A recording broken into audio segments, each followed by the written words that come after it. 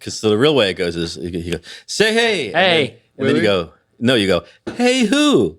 Hey Willie. This is like from the 40s. Or when was Willie Mays in the your peak high school days? 40s sounds swinging at the 50s, plate? Say hey, 60s. hey Willie, that Giants kid is great. I can't You believe guys don't know this one. I don't know how you know This it. is your homework. It's the Willie Mays song.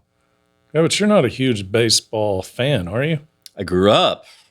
fan? Baseball was invented. In New He's hilarious, this kid. You put a quarter in him. Sounds You put a quarter in him. He familiar. just All day. Sounds familiar to yeah. me. The problem is putting the quarter in. But yeah.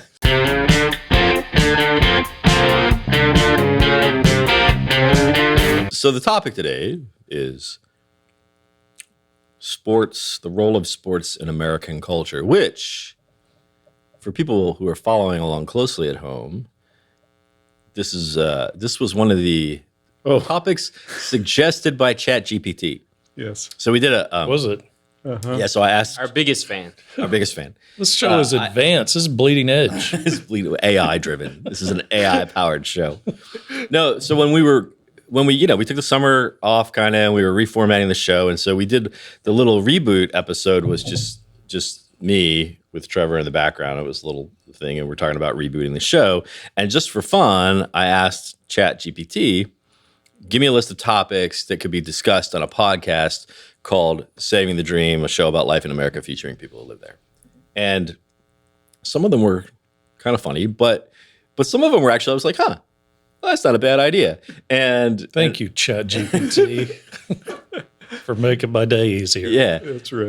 And so Scott said, so you watched I did. and you said, hey, if you do that sports one, I'm in. I want to do it. Yeah. So I'm a big sports fan. so congratulations, you'll be leading the. Nice job. Jeez. You're in the power chair.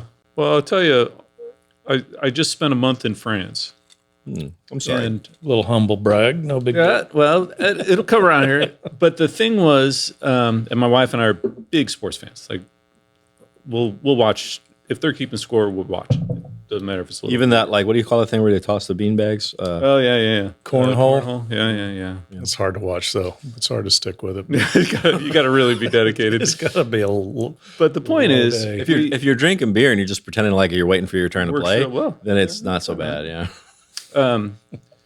so we had a really hard time finding sporting events in Europe, like going to a bar and sitting down. Like here, you walk into any restaurant, and they've probably got at least 4 TVs with whatever game is going on. And Right. if you're someplace, you'll have 30 and 40 TVs.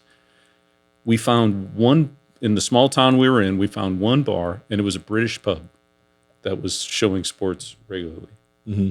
Every place else didn't have even a TV. That's interesting. Were there multiple sports, or was it all soccer or football? It was mostly soccer and rugby. And in the south of France, they really like the rugby. Because it's not cricket season.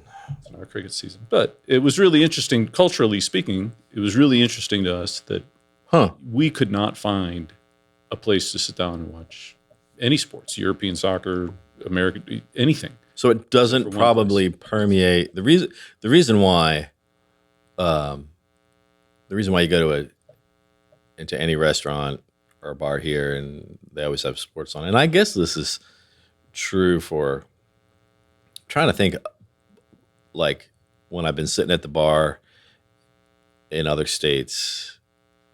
Yeah, there's still sports on Always. for the most part. Always. So that would assume that, or that would suggest that there's a built-in assumption that most people in America are interested in seeing some kind of sports. Mm-hmm. In fact, they joked with us about it because they were like, "Yeah, you Americans, it's All you do is so watch." loud and boys, you go into your bars and it's just full of noise and loud. Yeah, That's just not boring. That's not boring. Yeah. It's not who- yeah. That is interesting because it's not as though they don't get into their sports. I They mean, do, they're yeah. just as crazy and fanatical as we are, maybe even more so when all you their look at games the are sold riots out. at Yeah, a soccer they're game. in. But maybe it's more of a Fire, and it's just part of it. maybe it's more like sports fans specifically. So mentally they engage with sports when it's Yeah, not so like pervasive Yeah, I just found it really interesting that was for us. I mean, culturally speaking, it was one of these cultural shifts. And the reason I brought up the length we were there is we were there quite a long time. It wasn't like we were there a weekend and just happened not to. Right. Looked around. But I can't tell you the number of times we've been either in another city or you're at a kind of a low point. And you're like, all I want to do really is just go find a bar and see what sports are on the television and hang out. Yeah. It's just part of it. That's how you kill time, or at least that's how I can kill time. No, exactly. Well, one reason I think that sports on TV, like at a bar, works so well is because you don't really have to hear it, right? Like you could just watch, and versus if you were, and you don't have to be watching it the whole time. Like you can watch and then talk to somebody, and so. Yeah. That probably. Anyway, all right. Strike up a conversation with the person next to you, and then rooting for. Yeah, you can make a friend, or you can not talk to them. Like it's just be into the game. Right? Yeah. I wonder if gambling has something to do with it. Do you think gambling? Yeah. Do you think gambling and not just our capitalistic society, just how much we're focused on the dollar? You think maybe that has anything to do? I mean, they gamble over in Europe, so I mean, but it's true. That's really interesting to me, though, based on where we're at. And I mean, we're all of this age. So back when I was in school in the 80s, CNN had a uptick in viewers because they were showing sports scores. It's before ESPN did it. Oh, yeah. And it was because all the gamblers knew that they could keep a track of what was going on. And that was before ESPN. Now ESPN, of course, has sports ticker was mainly for the gamblers. They didn't used to do that. Yeah, and it's all come in because the gamblers. It's the same reason why when there's a big election they have the ticker. That's for all the people that are betting on the results. Election. So all right, I thought the artwork was interesting. In fact, that one I might have that one printed and just have it hung up here.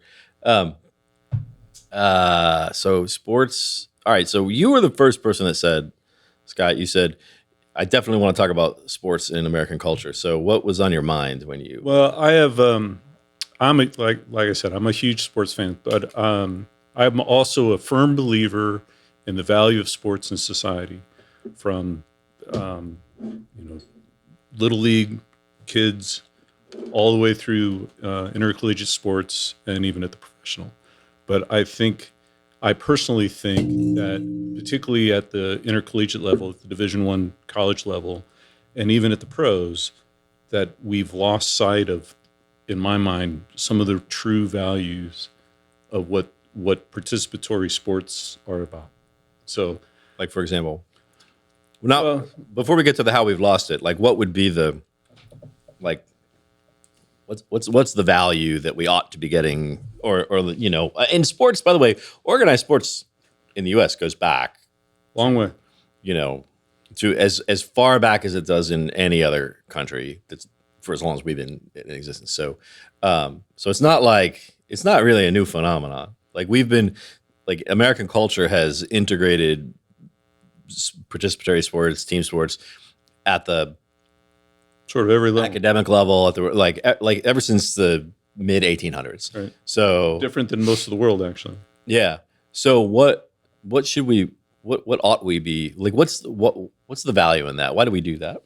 Well, I think from an educational standpoint, from a society standpoint, like we were discussing earlier, I'm a firm believer that sports provides a whole framework for learning. And we talked about this. I don't forget we were talking about. Who knows? When we're parenting. Back in parenting, we were talking. We're talking about parenting. Yeah. I think sports provides a whole framework for learning. When to lead, when to follow, dedication, what it takes to really be competitive. Like if you want to be truly good at something, how much dedication that actually takes, and in any walk of life. And I think that I think people that have played sports at any level, particularly team sports, but even individual sports, carry that forward with them their entire life. Those experiences, people will tell you, people can remember, playing when they were 7, 8, 9 years old, and remember those experiences going forward. We carry all that with us, and I think there's a lot of value to be said for that. Yeah, I think that doesn't it depend? I'm trying to. What was it your wife said? She didn't want to come on the show because she can't make words. Yeah. I'm having trouble right now. I can't. I can't make words. Doesn't it depend though? I mean, so that's the ideal. Is that this is what sports teaches you: teamwork, hard work, playing to win, and even before we get to what was it Trevor said when we were at the bar? Everyone gets a trophy. The millennials ruined it. But even before we get to that, isn't some of that idealistic? And it really sort of depends on: did you have the right kind of coach? Did you have the right? Yes and no. know. It's certainly, as we discussed in the parenting podcast, coaches in general, especially in our culture, in our world, plays a huge role in the development of people. Right. But shitty coaches, frankly, and failure plays just a bigger role. I can remember some really terrible coaches that I've had that I still carry those experiences with me, like how not to behave. Like, why did I? I was just thinking about one the other day. Something reminded me, 6th grade. I remember the coach in the moment, but I still could tell you I probably learned something from it. Yeah, but exactly. Those moments will stay with you. So I think it's more than ideal. I think it happens no matter what, one way or another. Yeah, especially in our and this may be true in Europe or the rest of the world. I truly don't know, but I know that here in the States, throughout our society, sports plays a huge role in the development of our citizens. Yeah. Were you a sports player growing up? You were. What was your? Mostly baseball. Mostly baseball. You seem like a baseball person. Baseball, some football. The football moment was the one that I remember where the coach, I'm in 6th grade, and he's grabbing me by the face mask, and he's yelling at me. He's like, "You're a pussy. I'm like, I'm in 6th grade. Like, why are you yelling at me? Like, Get the one where I didn't grow up in a house with people yelling at me. This guy yelled at me. I'm like, this isn't fun. Did you ever get the one where you go, "Coach, I thought," and you said, "Don't think you're hurting the team." Yeah. But they Coach still jokes are just like one level above dad jokes or below dad jokes, something like that. Yeah, yeah. But they still what?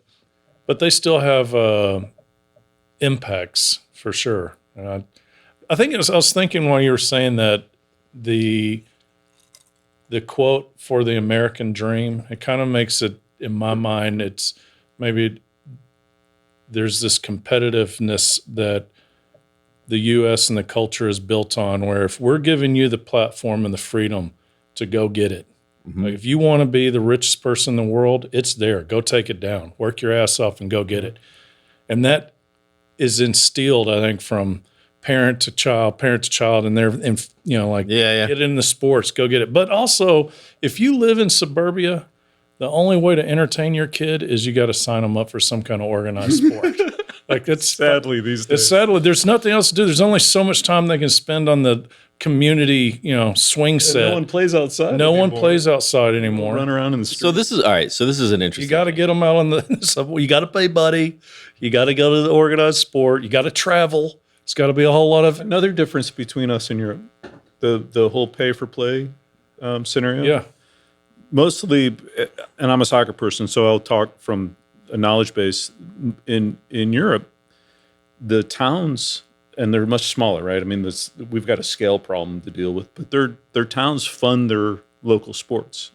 And the kids play. They just play. It's not like we think of as club sports in whatever sport, baseball, soccer, whatever it is, right? And we have this pay-for-play mentality that drives it, frankly, to a bit of elitism because you got to pay, right? And the people on the other side of that coin are making money, and so there's this whole dynamic that we have to deal with. So we should have socialized in Europe. Kids. Well, I don't if it's socialized or not, but in Europe, it's part of the town. It's part of the infrastructure of the cities and the towns. Yeah. At first blush, I don't have an issue with that at all. I'm sure there's some challenges there, but well, of course. But I just remember I can tell you that every sport that either I was in or our kids were in, there's at least one or two kids that their being helped, like they don't have to pay because their parents don't have the money. Talent So still matters. You're subsidizing, you're subsidizing those kids to come and play. But it's a shame though that they wouldn't be able to play though if somebody wasn't in there subsidizing them. Yeah. And they're back to the throwing rocks at trees, by themselves. Yeah.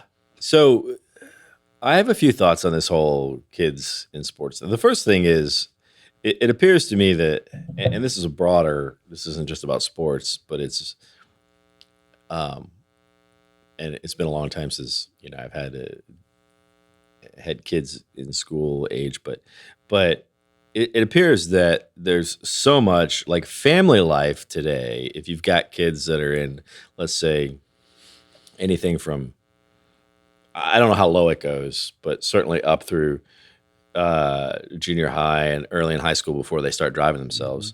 Family life is when you're not in school or in some sort of extended care thing, then you and your parents are driving to and from various activities, whether it be sports or something like I was listening to somebody talk not long ago about how like she and her daughter have eaten dinner out of the back seat of the car almost every night for the last 5 years or something like that, right? So to me, that seems a little bit like crazy, out of whack.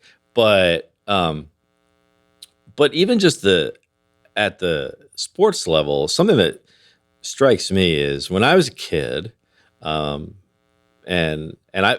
before in school I played. We had the local municipal recreational leagues, right? So I played baseball and basketball, mostly those two.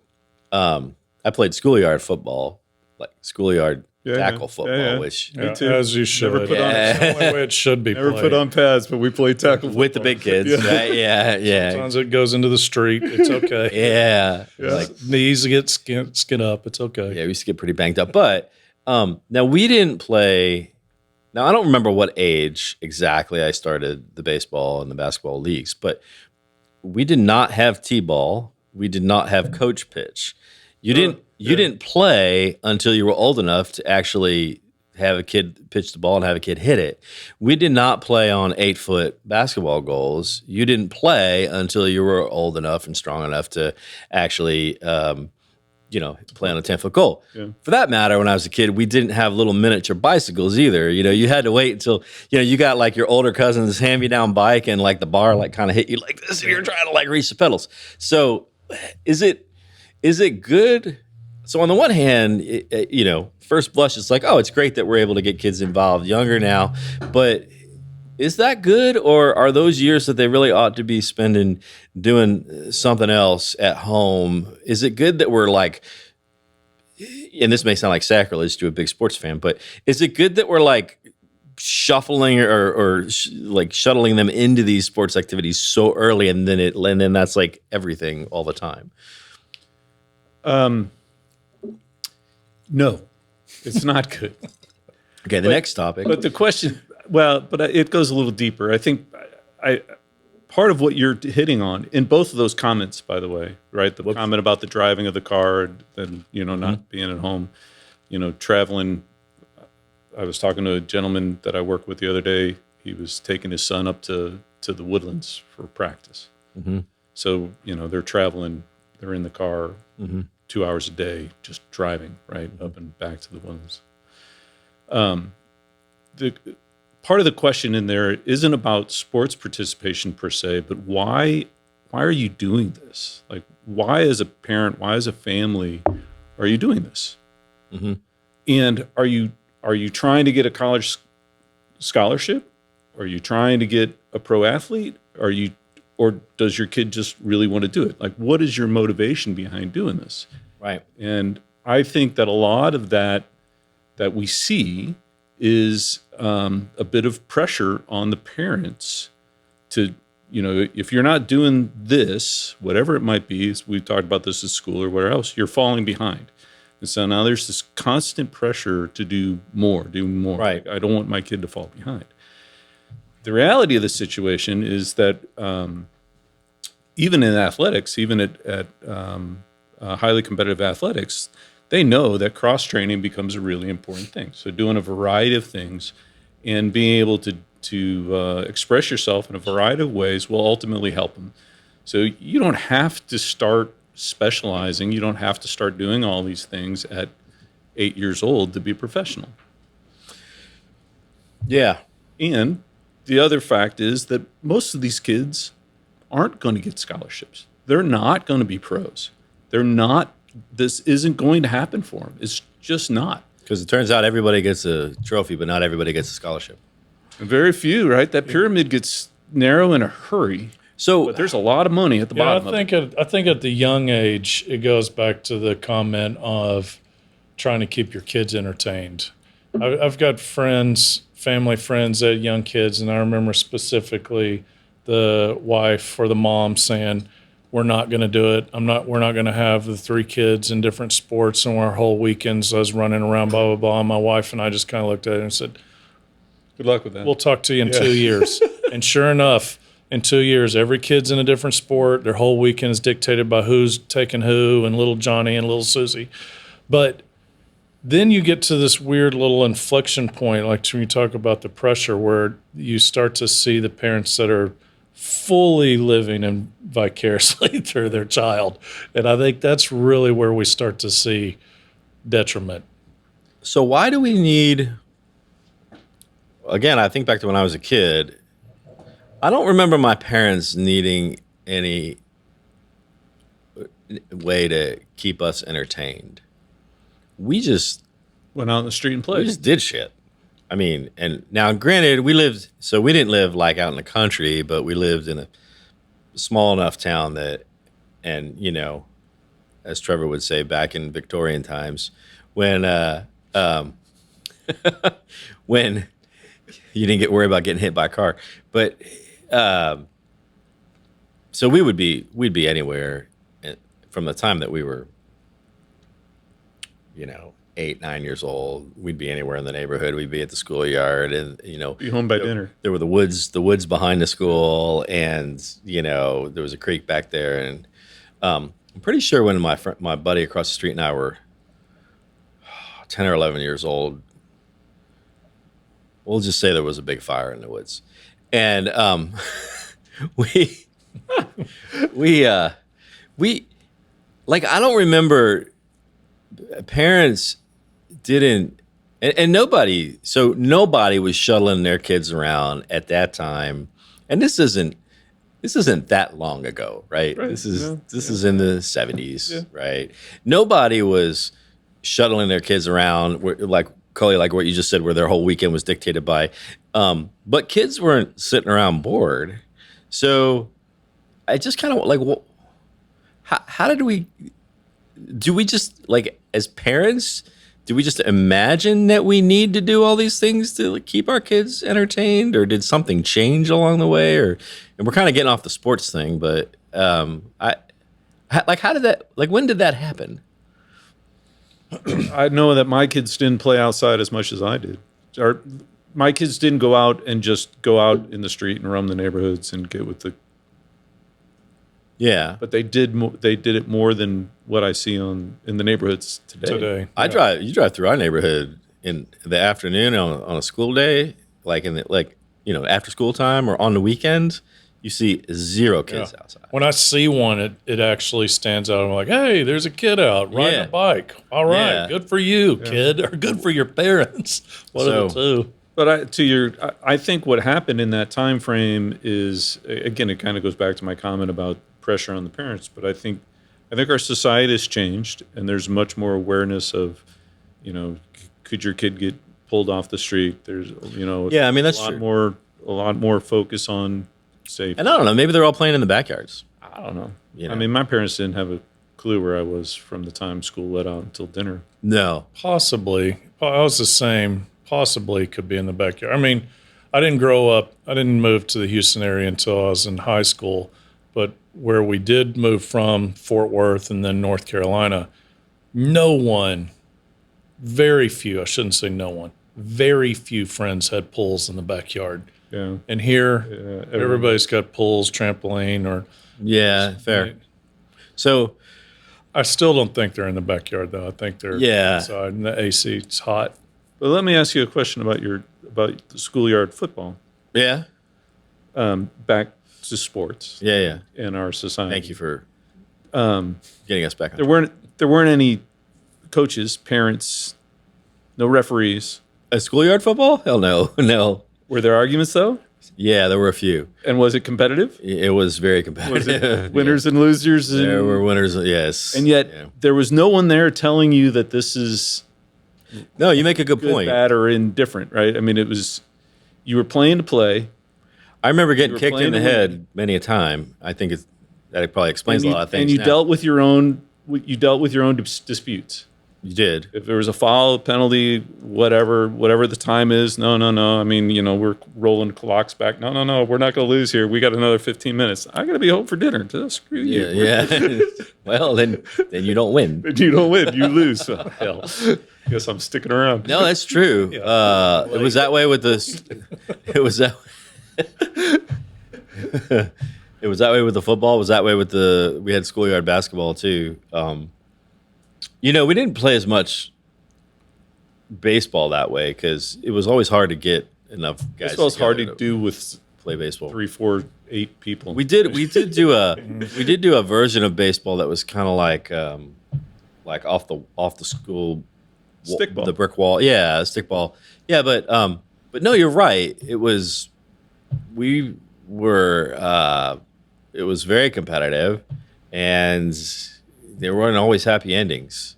But we always all got together and played again. Right. The next day, it was all forgotten and away. Yeah, you start all over again. Yeah. That's so why? A difference I see with that, kind of like getting down to the core of it and stripping away the fat is one difference is the reward. Because that's the whole point of being a kid is you're learning what the correct rewards are and what the wrong rewards do, the consequences essentially. So in schoolyard games, you figure out the rewards, and It's bragging rights. figure it out naturally, and, Right. and how to arrive there.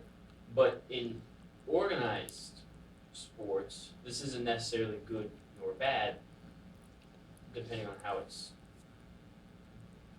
brought up, but you're told what the reward is. Other people tell you what the reward is, and if you win the game, then you get the trophy, and if you win the game, then your coach is happy and your parents are happy. But you don't, like you said, there's no coaches or no parents, no crowds or anything at the at schoolyard games, but kids are still getting rewards nonetheless. It's a good point because in organized sports, it's much more visible. Like schoolyard, first of all, the only people who knew whether you won or lost were the people who were on the field. Yeah. So You had ghost And even if runners you on cheated, you knew if first. you won or lost. Yeah, right. Ghost runner. You had all-time quarterback. You had all the things. Yeah. Still knew who won. and Mississippi lost. Rush. Yes. Yeah. So, but so I'm just thinking about that, Trevor, is the benefit of that is we're learning all of those we're developing those qualities or learning those skills without the pressure of the performance pressure.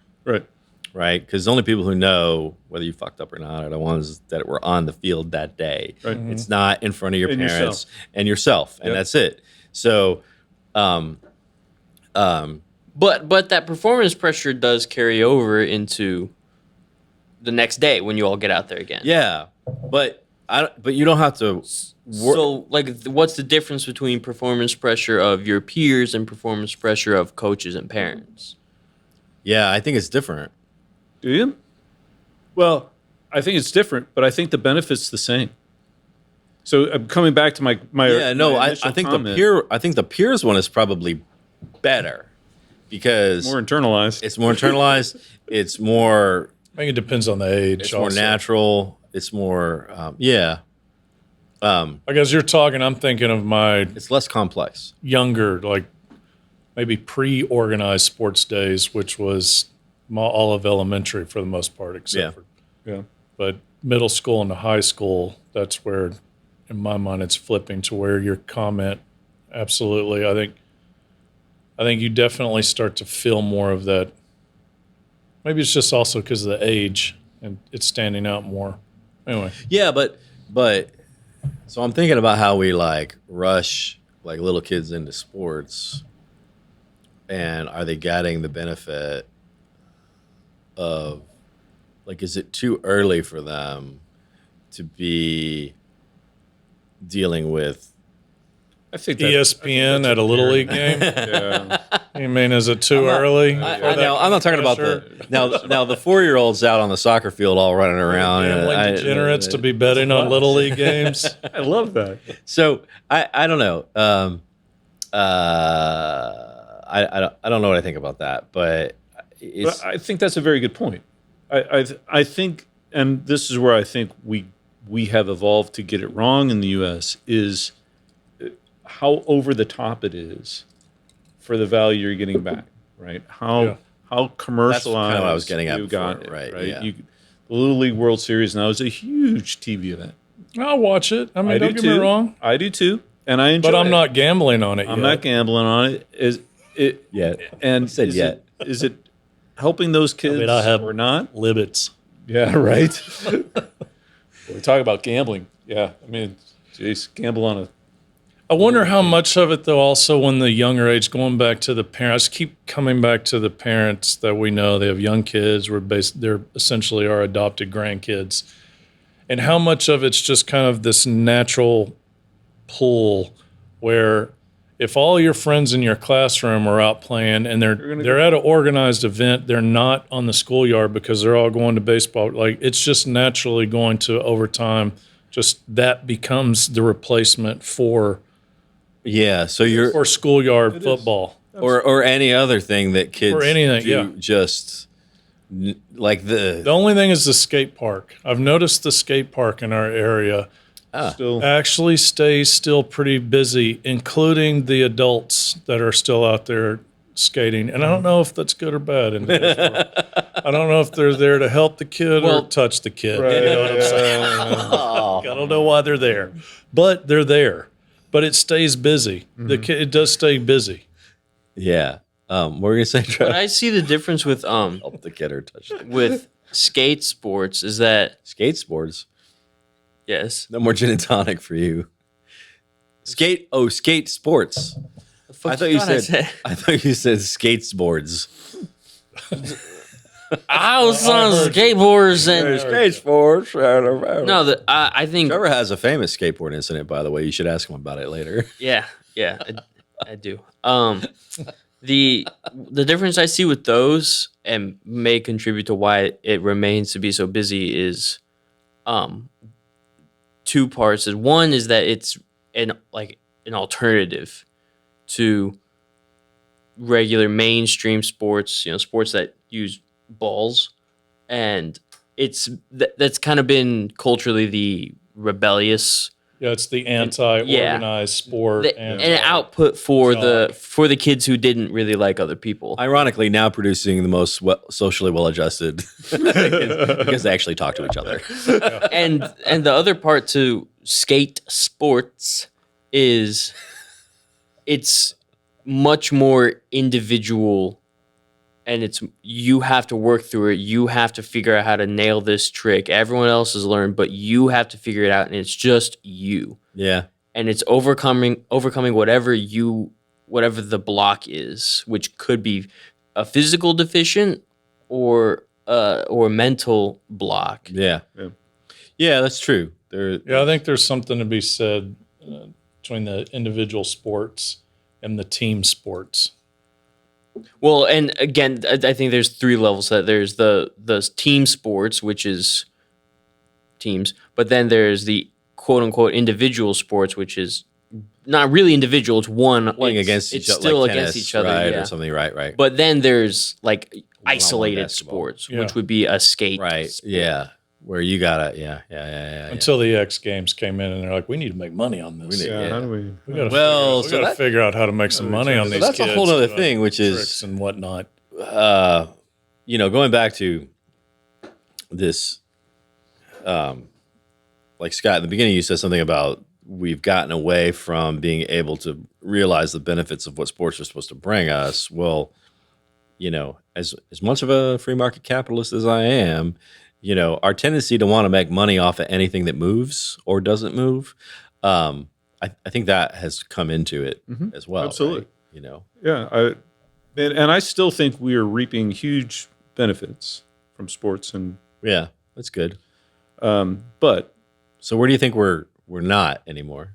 well, I think where money drives the decisions, which now sadly I think is all the way from youth sports through the pros, that Yeah, well, you get a warped sense of why are you doing this?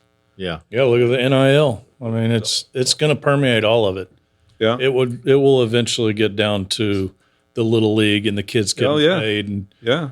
you So- can talk to You little think- league. really. So I haven't. I again, because I don't really have. Well, I don't know. You guys don't either, but you keep up with it. What are we talking about here? The name, image, and likeness. Yep. NIL, name, image, and likeness. So now, Oh, yeah. Sports, but you already see it and you can hear about it. One of my uncles was little league president, coach for years, had 3 boys, stayed with it through the whole, and it was not uncommon for maybe jobs to be offered in certain areas to pull people over as they begin to mature. As the kid, like this kid's really good. We're the high school coaches out there watching it. So how do we get this kid? How do we get this kid into this district? Just turn it a little bit back toward. This way. Yeah, there you go. Check mic. Yeah, Mic check. Okay, you're good. I'll So tell you. that's going to reach down into. I think it absolutely will. consider this, and I know this because I was president of a small soccer club here in the Houston area, meaning Dynamo. yeah, heard of no, it. Yeah. small, and our annual budget Little guys, was millions. Yeah. So a small, what I would consider a community soccer club that was mainly just servicing our small our Community. small neighborhood, That's amazing. had a budget, because I saw it, of close to $2 million. That is insane. So where'd the money come from? Came from the parents, all of it. They're forking out the $150 for little Johnny and More Susie than to that. play. And most of it went to professional coaches. So it all came from. It wasn't like sponsors or. We had some sponsors too, but most of our sponsor money was earmarked for particular things like lights on the field. And, I mean, it was a uniforms. big picture, but laundry. laundry. But year This to is year, a select club. it would have been considered a competitive club, select club. That's amazing. But it was Couple small. million. It was a small. couple million at that level. And this is So there's a lot of the money. Yeah. late 90s, early 2000s. So this is a while ago. But and that's it was- not money. So That much money, and most of it was going to salaries. Most of it was going salaries. because you had to have professional coaches. If you're going to compete, you have to have. You go look at the clubs right now. There are very, very few volunteer parent coaches. If the parents are involved, they're managers of some sort. It's all professional Really? soccer. I'm talking soccer. Soccer. All professional coaches, all earning a living. Most of them, a lot of them, full time. Wow. Now they're not making a fortune, but Yeah. But if you think about, so if the premise is that we're missing out on some of the real character, society building benefits of sports because we're too preoccupied with the money, then that says, well, follow the money. Where's the money? Usually whenever you talk about follow the money, there's somebody who's the benefactor of the money at the end of it all, right? So at the youth it's level, not the guy making $40,000 because he's coaching a youth sports league. well, but I mean, at the small ones, that is ultimately where the money's going, right? Most. But of the what's money- driving it isn't somebody who wants money. It's not what's driving it isn't somebody who's figured out how to turn this into money. What's driving it is parents who want their kids to be in a right? highly competitive. so that they can be multimillionaires And, I think that's scholarship. Don't get me wrong. Scholarships, I and think we are still reaping the benefit. I think Yeah. it just gets masked with all this other. To your point about driving, every night hither and yon. Because what would be so bad? So let me ask you this: what would be so bad if instead of all that, you had kids playing in a sports league where there were no professionals, a bunch of parents volunteering, everybody played their asses off, tried to win, and at the end of the game, whoever won, won, and whoever lost, lost. You came back, you tried harder next time. The end. I think you just saw that. The end. When you were in France for a month. Yeah. Yeah, like There's the nothing end. wrong. Community Like that would actually league. that would give our young people growing up the benefit that you ought to get from sports, right? So everything beyond that, everything beyond just a organized, more supervised version of what happens in the schoolyard is all about other objectives, right? It's all about scholarships or vicarious living or pride There's my a kid place is for that, right? I Right. mean, don't get me wrong. So how do you At every level, like if you go play intercollegiate sport at a Division I level, the experience that you pull and draw from that is very different than playing high school. Very different. Sure. And the benefit that the individual gets from playing there, from dedicating themselves to doing that, and then moving on in life, is very real. I love the NCAA advertisements that say, most of our players are going to go pro in something other than sports. It's a very real statement. Right. And so there's a place for this pyramid. There's a place for the elite athletes to be elite. Yeah. And there's a reason we put them on pedestals. There's a reason, for the most part, they've replaced our war heroes, right?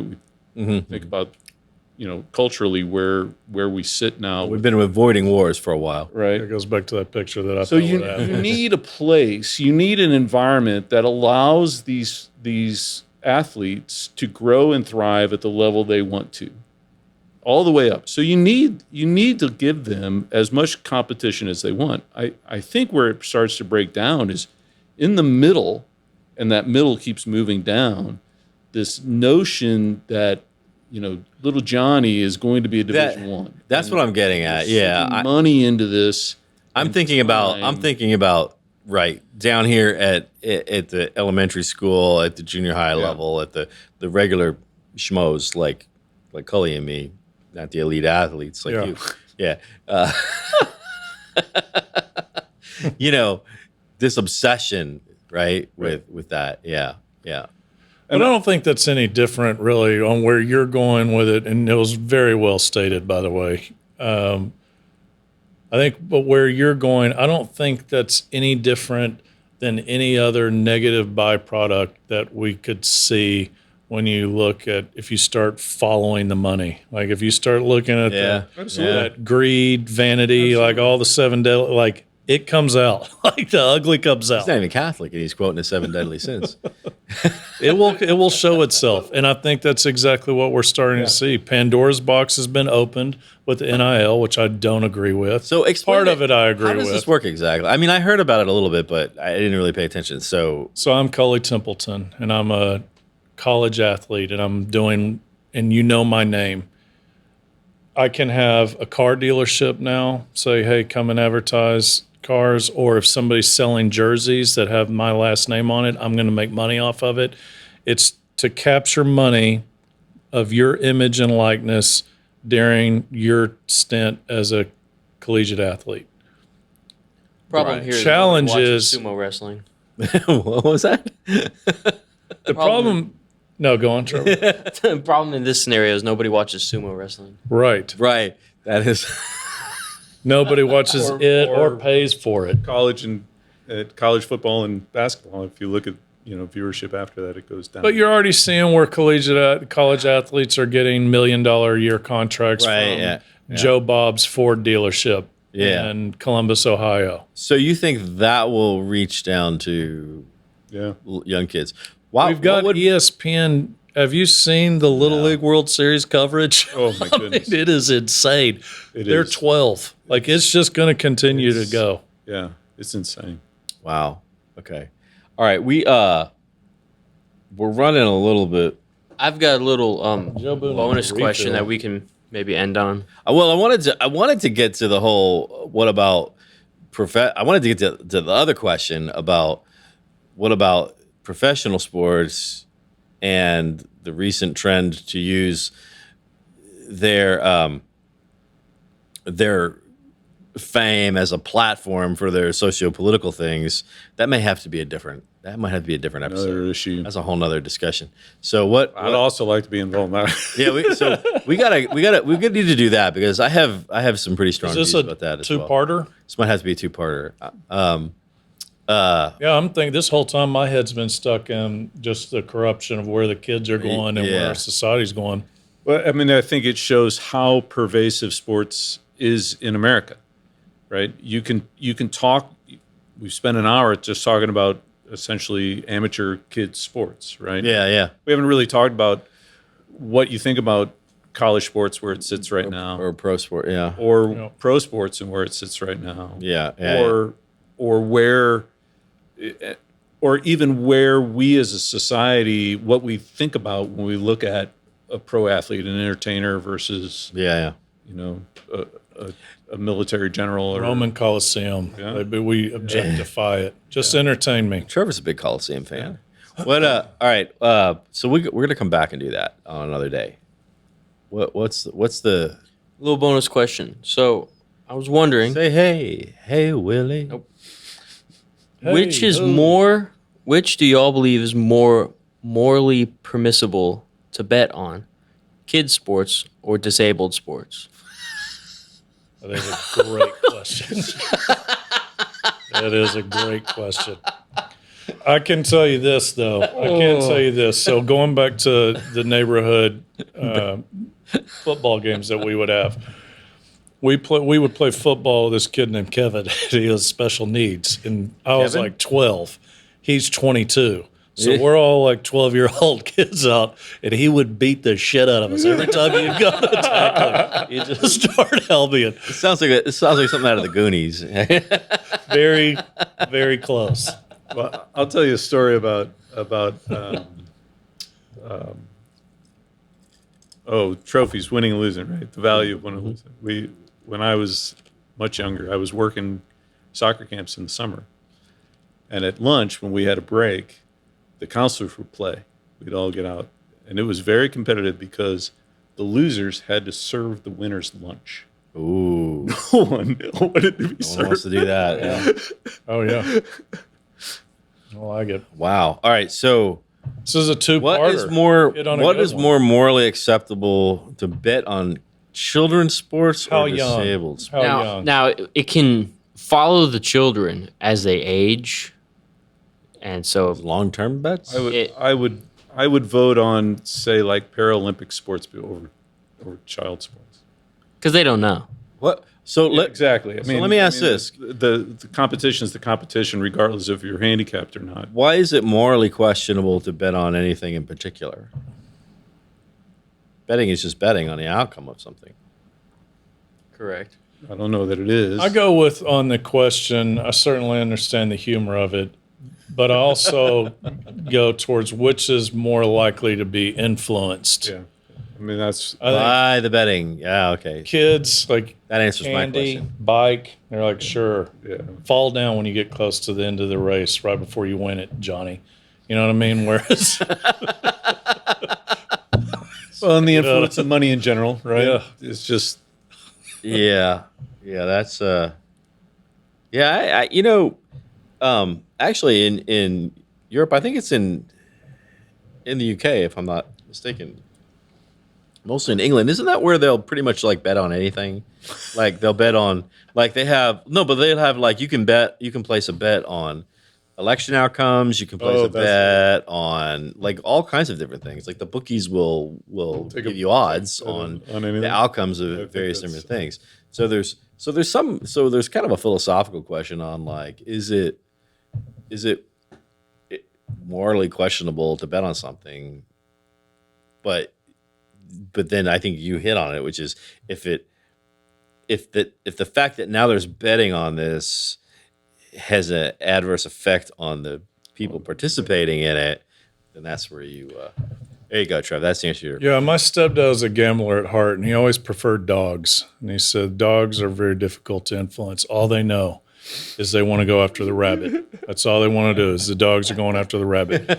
If you put a man on a horse or a man in the game, you have a bias. gateway. You automatically have a bias. You have a gateway for influence. Yeah, for influence. Okay, one more question. One more question. So, Then we're ending. do you think across the sports, this is a two-parter, across sports I universally, need to write it down. across sports universally, do you think kids or disabled people have the advantage? And if so, which one? Wait, what? Advantage over what? In the sport, in the game. So, like, if you got baseball, I guess it depends on the disability, but like if you got like soccer, kids against disabled people. Oh. Kids versus disabled. So it's everything comes back to the Coliseum with you. Okay, well, if you want to go there, Is it the Lions or the? So if you throw kids and disabled people together to compete against each other, do you think they have a universal advantage across all or most sports? I'm not following your Are question. you?